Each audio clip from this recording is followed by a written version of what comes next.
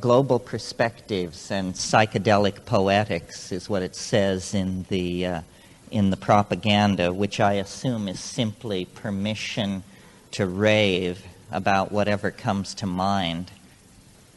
Global perspectives. I guess what I could say about this, from a psychedelic perspective, the thing that is different for psychedelic people looking at the global dilemma that we're in and that continues to deepen around us, is that it's, from my point of view, permission to hope rather than despair, because I think that processes, institutions that for 1,000 years or more have been building toward some kind of symmetry break, some kind of definitive self-revealing moment, that we now are turning final, as pilots say. We're now deeply embedded in the pattern. We can see enough of what's ahead of us to begin to actually feel the texture of the end of human history. It's no longer an abstraction. Even the straight people who own the world with their long-term and short-term projections, looking at population growth, spread of greenhouse gases, disappearance of the ozone hole, rising third world expectations, so forth and so on. When you propagate all these trends, it seems very clear that business as usual is no longer an option. Nobody's talking about that. So we're either in some kind of final, fatal meltdown of the values of Western civilization, revealed now after 1,000 or 2,000 year run to essentially be bankrupt, or we're going to transform ourselves unrecognizably. There really isn't any middle ground. The most radical and least likely future of all, it seems to me, is a future in which we continue just to stumble forward as we have been since the Industrial Revolution. That's no longer an option. And so then the question becomes a sort of a Gnostic conundrum. Is this the final act of some kind of great cosmic tragedy in which intelligence rises out of the slime, is shown to be inadequate and sinks back into the slime? Or is this, a tale of difficulty overcome and heroism won? And are we going to be able to shed the monkey nature and shed the ego and actually move up to some kind of shining ideal? If you think of us as the descendants of the angels, this is a pretty tatty circumstance we've come to rest in. On the other hand, if you think of us as the descendants of shit-hurling apes screeching through the treetops, then it's pretty amazing what has been accomplished here.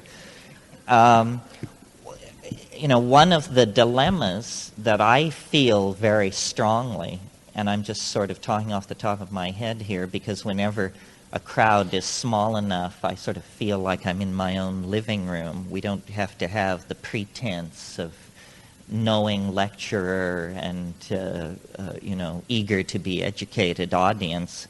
The real challenge, I think, is trying to decide what is baggage and what is ballast that's going to have to be dumped. Can the future be a celebration of humanness as we have known it, meaning in the animal body with all its joys and pains, with all its frailty and potential for ecstasy? Or is what we call human nature somehow transcendental? And did we only rest for a moment in the monkey body, as once the cutting edge of evolution must have rested in the great reptiles, and at some earlier phase in history rested in the fish, and so on? Is consciousness something uniquely human, and must we keep the animal body with us? Is our destiny to become the gardener caretakers of a revivified earth? Or is the earth like a placenta of some sort that we have literally sucked all the nutrition and potential out of because we're on our way to some grander, higher domain of being?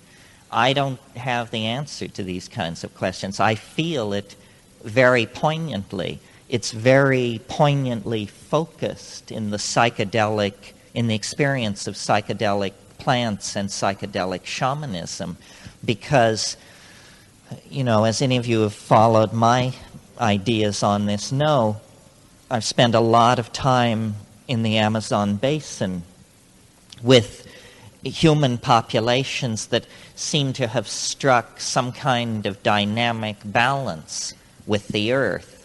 And yet the paradox of that dynamic balance is that when you take the sacraments, the hallucinogenic plants of these people, you're propelled into worlds of science fiction-like strangeness, transcendental dimensions of titanic implication.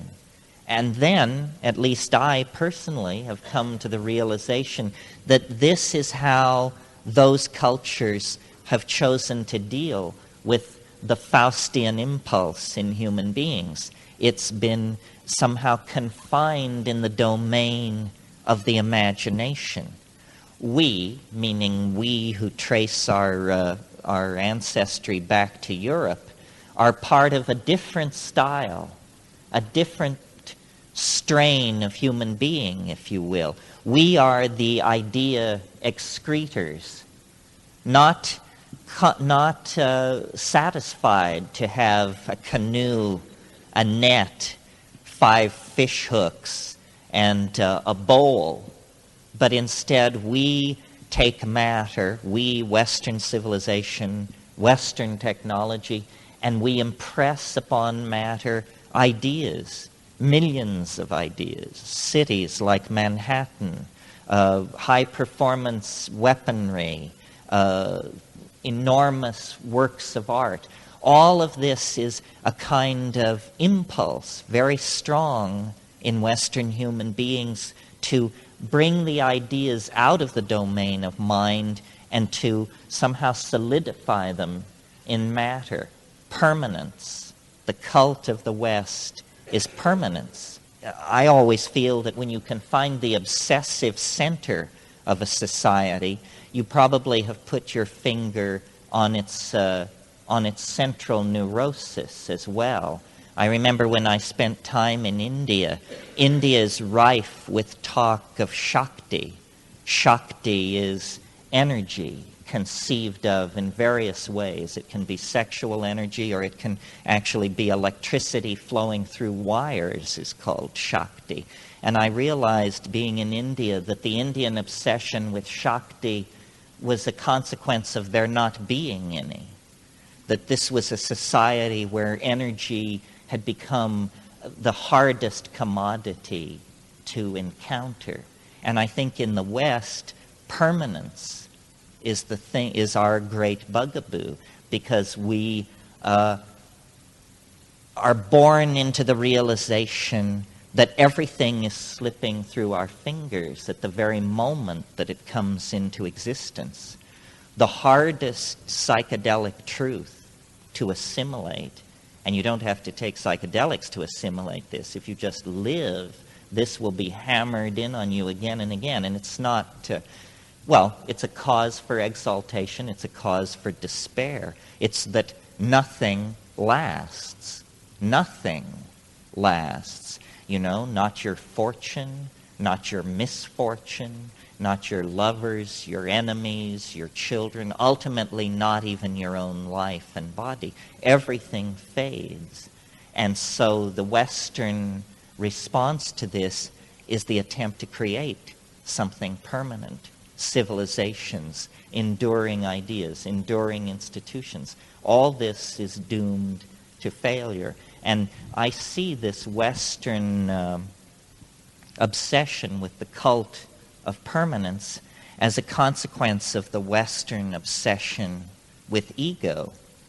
Ego, to my mind, is the very thing, if you had to somehow meld each problem into the next problem to try and reduce all problems to one, what you would eventually come to is the realization that ego is what is destroying us.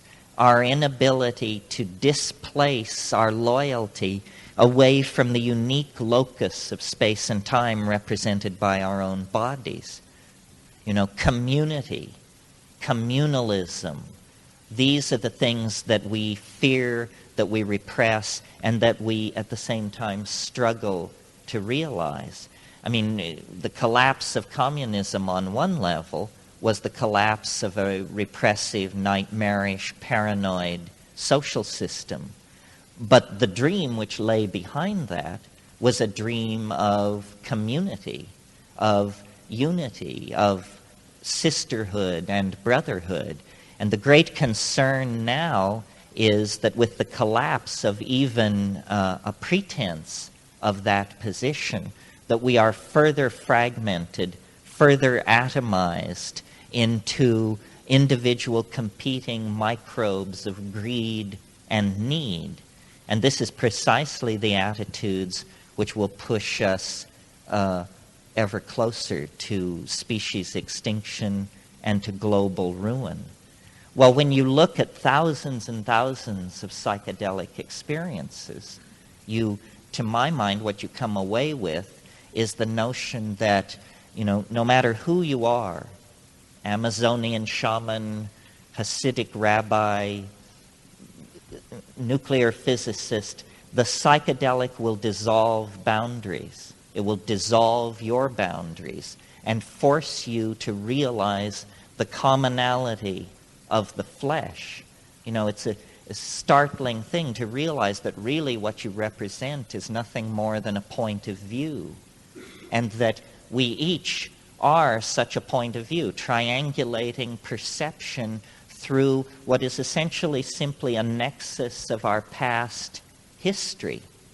We always are talking about the past and the future, but it's worth noticing that we all managed to get here this morning, this place, this time, and not one of us has the same past as any other of us. This moment, like any moment, is not a confluence of the past. It is a confluence of many pasts. And these many pasts come into a nexus of connection and then move on to become many, many futures. The reason I'm so interested in the psychedelic potential and willing to speak about it is because I think that the myth of our separateness, which was the glory of our institutional accomplishments, parliamentary democracy, individual rights, liberation of various classes and so forth, has now turned somewhat sour. There has got to be something more to it than just turning people loose to loot the planet so that everyone can pile up more and more stuff which doesn't satisfy anyway. And I think in talking about the future, what we have to somehow do is dematerialize the future. And there are several ways, or many ways, to do this. People have preached voluntary simplicity, and some people are into this. However, it's hypocritical to preach this in the third world to people who have nothing. You know, we have everything, so we've seen the fallacy of condominiums and Mercedes, so then we preach this in Bangladesh. This is a bit disingenuous. The dematerializing of culture. Somehow, you see, what we have to recognize in the wake of the collapse of communism is that capitalism as well is a system with a fatal flaw that is set against human nature. Capitalism assumes an endlessly exploitable frontier of resources. This we have got not.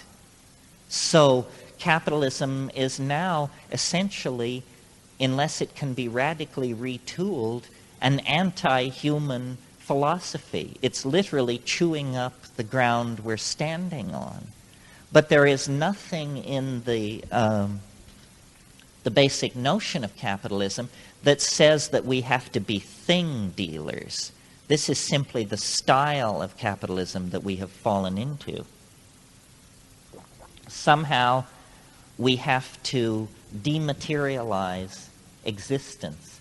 And I don't know whether that means virtual reality. Some of you have heard me say that my vision of a perfect future is, 25% of the present world population living in ecological balance, living in an apparently primitive, naked, aboriginal state. But when you step into the minds of those people and look behind their closed eyelids, there are menus hanging in bio-teleelectronic space. Culture, you see, can be downloaded into a chip, installed behind the eyelids, so that it is, freely commandable as an experience in the imagination.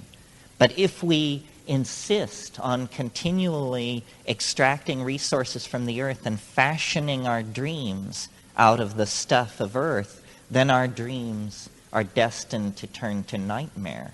It can't be any other way. So that's one thing about the future. The future needs to be dematerialized. And then, since people always accuse me of being a harebrained dreamer, I've tried to come up with something approaching a practical suggestion, and I took this need to the feet of the mushroom gods. Having been challenged by somebody at a talk like this, they said, well, you're always saying these mushrooms speak. Why don't you ask them how to save the world? And I thought this was kind of disingenuous, but the next time I had the telephone to hyperspace in my hot hand, I did make the inquiry. And the suggestion which came back, I think, is at least food for thought. The suggestion was, you want to save the world? You want to overcome male dominance, the momentum of consumerism, so forth and so on? Every woman should bear only one natural child. This is an interesting idea, whether you take it seriously as program or not. If every woman were to commit herself to bearing only one natural child, the population of the earth would fall by 50% in 40 years without war or famine or epidemic disease.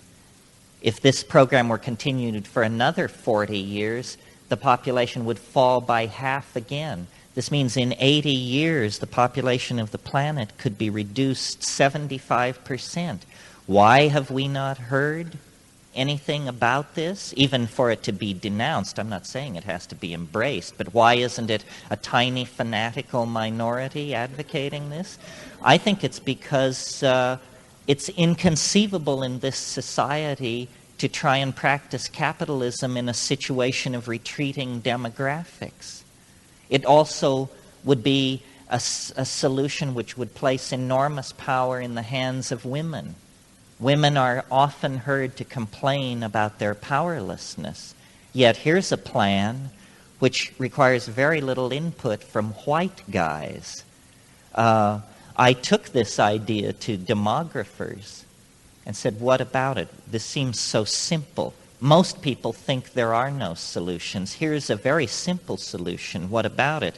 And they said, yes, well, it's more startling than you realize, because women in upper-class, high-tech Western society, a woman, say, on the Upper East Side of Manhattan or Malibu or the Seacliff district of San Francisco, a child born to that woman will have 800 to 1,000 times more negative impact on the earth than a child born to a woman in Bangladesh.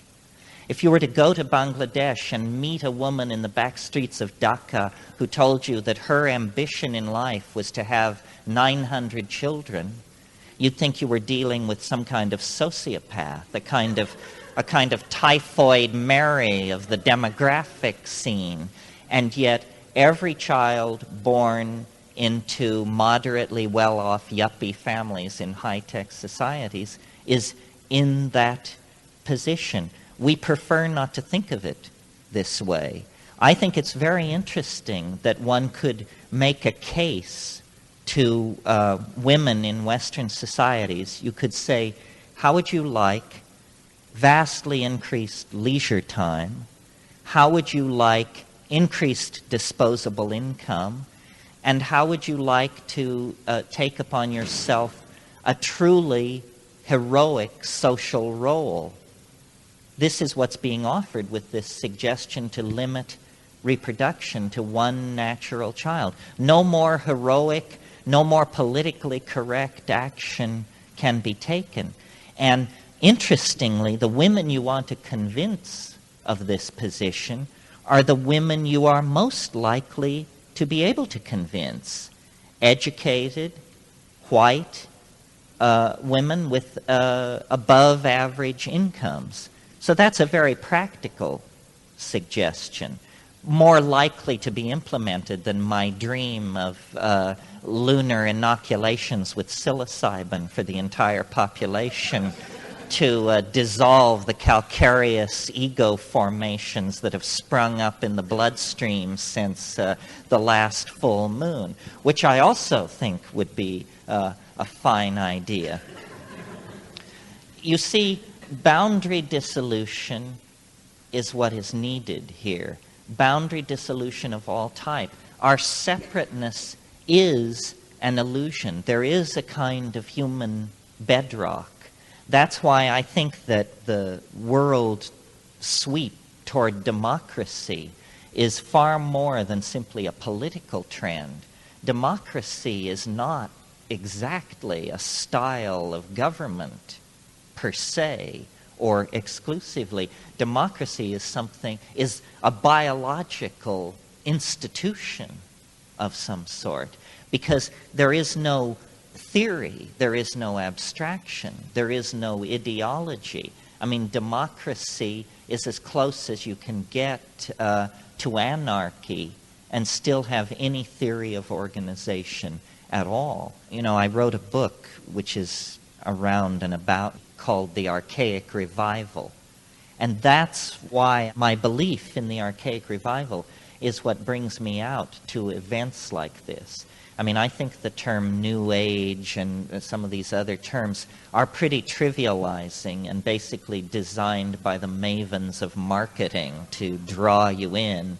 But there is an impulse throughout the 20th century in Freudianism, in abstract expressionism, in Dada, psychotherapy, sexual permissiveness, psychedelic experimentation, jazz, rock and roll. These are all facets of an impulse toward the archaic, toward the primitive, the non-straight, the anti-bow tie, the wish to blow up the staid world created by the fine ladies and gentlemen of the 19th century with their Christer ethics and their long dresses and all of that business. There is an impulse toward the archaic. This is very healthy. This is what happens when a society seeks to revivify itself. When the medieval world exploded in the face of the Italian city-states and the new classes that were emerging, they reinvented classicism. It was actually the second time classicism had been rediscovered. It was also trotted out by the Arabs in the 9th century when they needed a stabilizing metaphor for the Umayyad Caliphate and those civilizations. Now, in the 20th century, we can't go back to ancient Greece and Rome or Babylon. And in a sense, the New Age, I think, is an effort to go back to a kind of a Minoan/Egyptian world, which never existed except perhaps in the minds of certain menopausal theosophists. But the impulse is laudable, however screwy the results. But I think we have to reach further back, that all of history is what our Ur-text, the Bible, tells us it is. It's a confusion, a kind of punishment, a wandering in the wilderness, and that where we really want to be is naked, singing in the rainforest, stoned and exalted, one with the souls of the ancestors, one with the Gaian spirit of the planet. And I don't mean to imply that psychedelics simply act negatively, dissolving ego, dissolving social constructs, dissolving programming and neurosis. That's all true, but what is left when all this dissolving has taken place is not simply a tabula rasa, a clean slate. What is left is what we forgot, what we have been so long away from, which is a connection into the reality of the Gaian mind. The great news that all shamanism can attest to and is built on is the news that there is a sentient, minded, caring entity that surrounds and holds the planet in its hands, in its heart, and beyond comprehending. I mean, call it Gaia, call it God, call it the spirit of nature. It doesn't matter what you call it. It transcends the rational apprehension of higher primates. And yet it is there. We know that our own peculiar form of self-reflection emerged in just a couple of million years out of animal organization. Well, what we don't know is how many other forms of mind there are possible, and how many times in the 2 billion year history of life on this planet, intelligence has been able to shed the dark chrysalis of matter and launch itself into nearby dimensions in which it finds completion and happiness.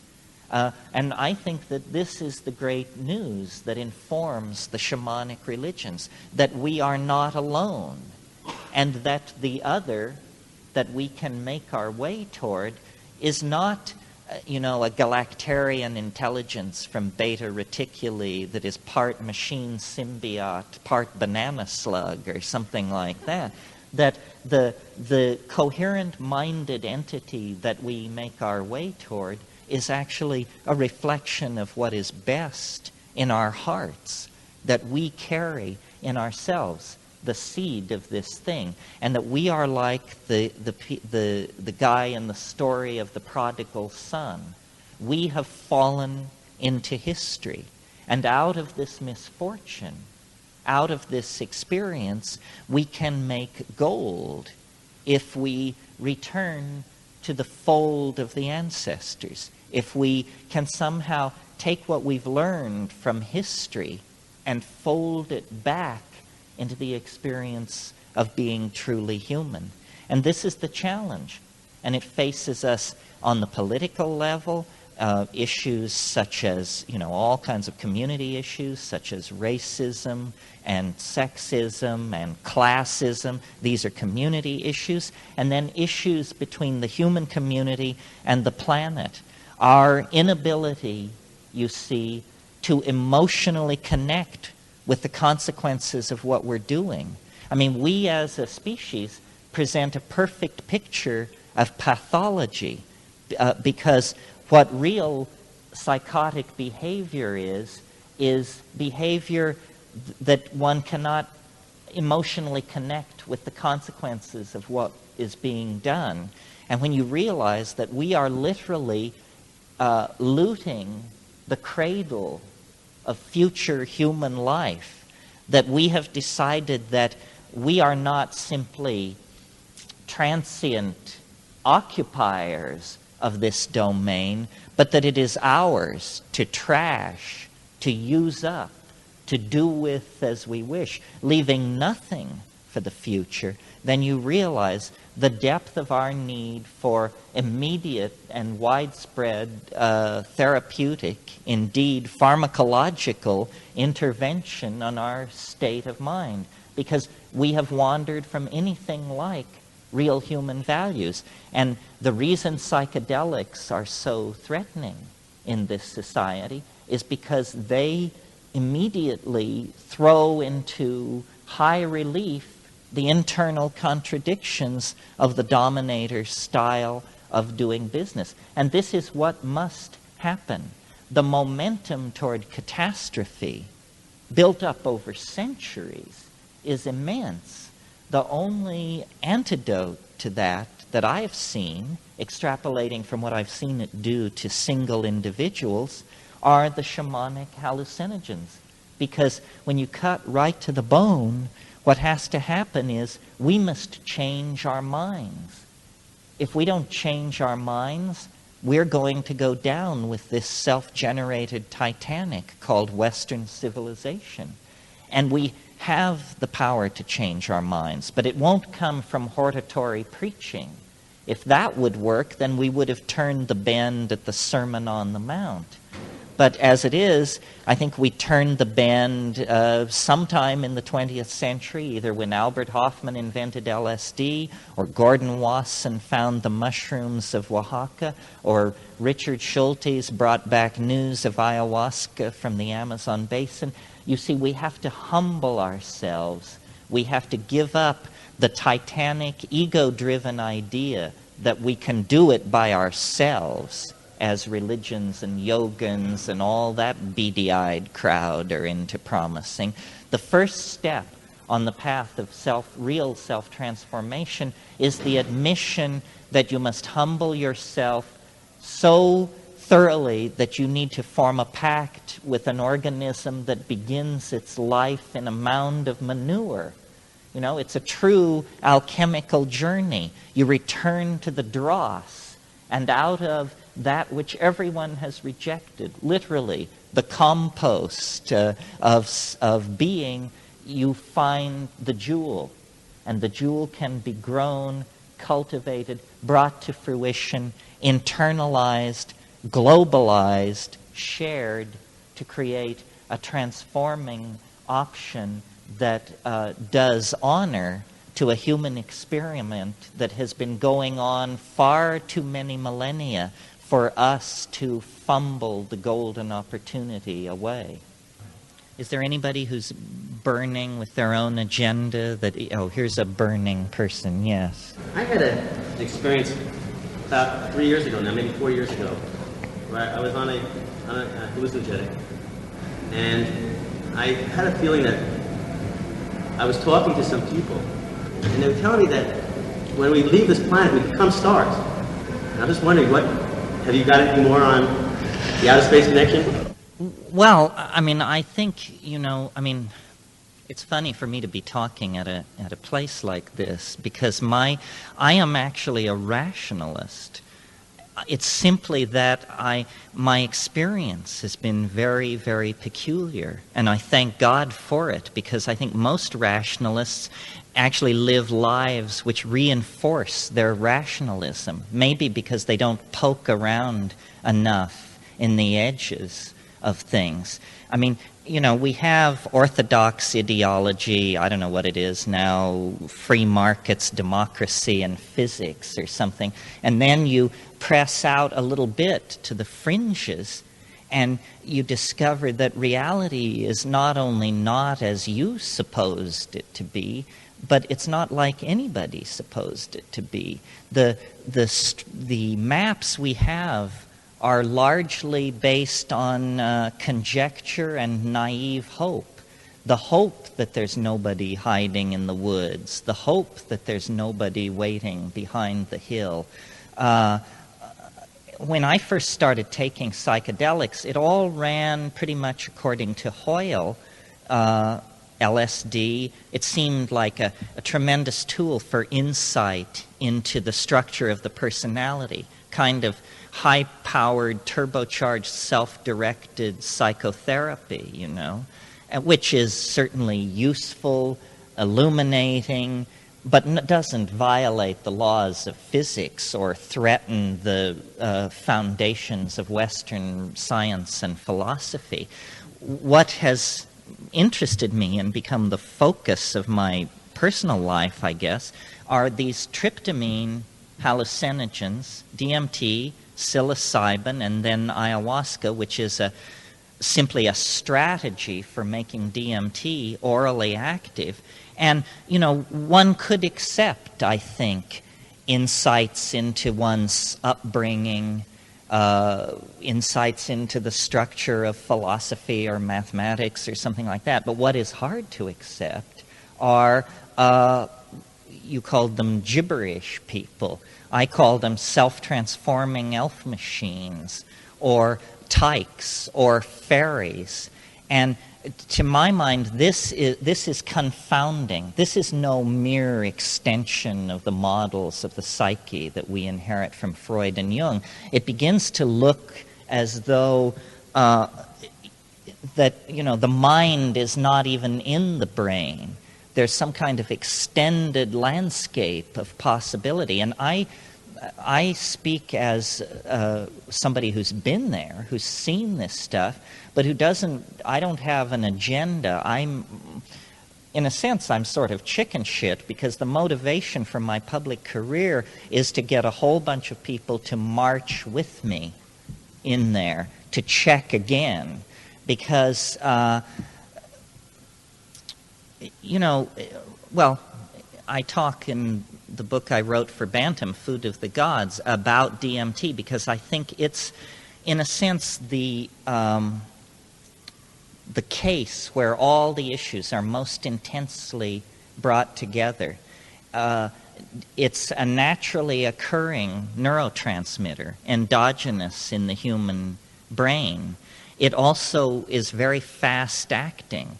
It clears your system very quickly. Not only clears your system, but leaves no trace whatsoever. You can't even feel that you have done some kind of substance a half hour after you do this stuff.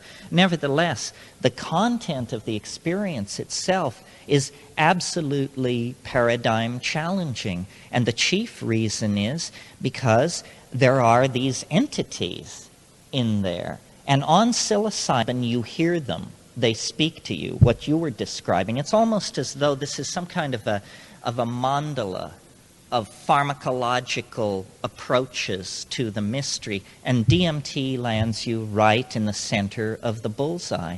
I mean, 30 seconds after smoking DMT, you confront these things which look like, I mean, it's very hard to force language into these dimensions and then bring it back. But what they look like to me is self-transforming, self-dribbling basketballs or something. I mean, they come bounding forward. When you enter into the space, there's a kind of a cheer, you know, hooray, and suddenly you're there.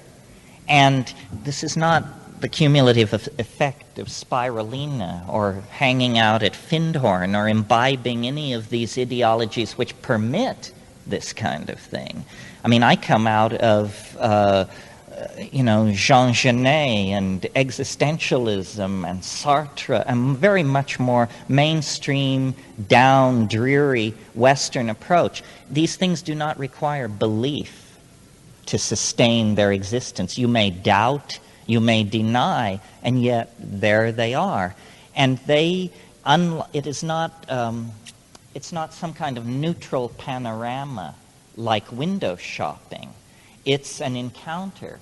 It's a situation in which you see them, they see you, and the relationship between you and them is very rapidly evolving. They seem to have been waiting. And the impression I get is, well, it's not an impression I get, it's what they say. They say, here you are again, how wonderful. It's not exactly in English, you understand. And they have, they're not made of matter. The question is, what is the ontos of these things? What is their exact ontological status? And as far as I can tell, they're made of language. They are not composed of DNA, sinew, tissue, and blood. They're composed of syntax. They are like self-articulating sentences or language that has no requirement for a speaker. It is its own self-generating system of meaning. And the immediate impression you have is, if you're a sane person, is, my God, what is this? And then, is it okay? Number one, am I still alive? And you check through, take a quick inventory. Breathing, normal. Blood pressure, normal. Heart, normal. But what you're seeing is a complete replacement of the ordinary world, and these things which are not enough like elves, gnomes, and fairies. It's almost as though, you would look to folklore to provide evidence for the existence of these things, but the elves, gnomes, and fairies of folklore are a little too predictable, a little too humanoid, a little too Disney-esque for what you're dealing with. These things actually appear to be as alien a form of life as it would be possible for a human being to imagine, and still cognize that it's alien intelligence at all. And they are performing an extraordinary activity in that place, which is they possess a language that can be seen with the eyes. And this is fascinating to me. I really think that there's something to be learned here. This is what they want you to learn.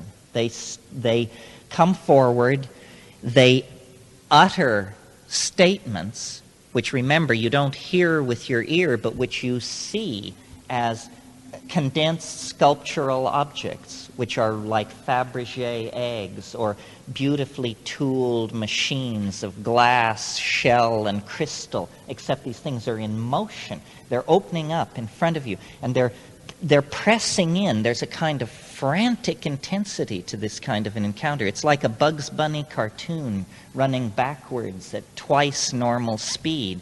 I mean, stuff is just flying all over, and they're saying, don't abandon yourself to amazement. Don't just go gaga with disbelief. Try and focus on what we're doing. And then if you are able, even moderately, to focus on what they're doing is they're offering you these objects. And they're saying, look at this, look at this.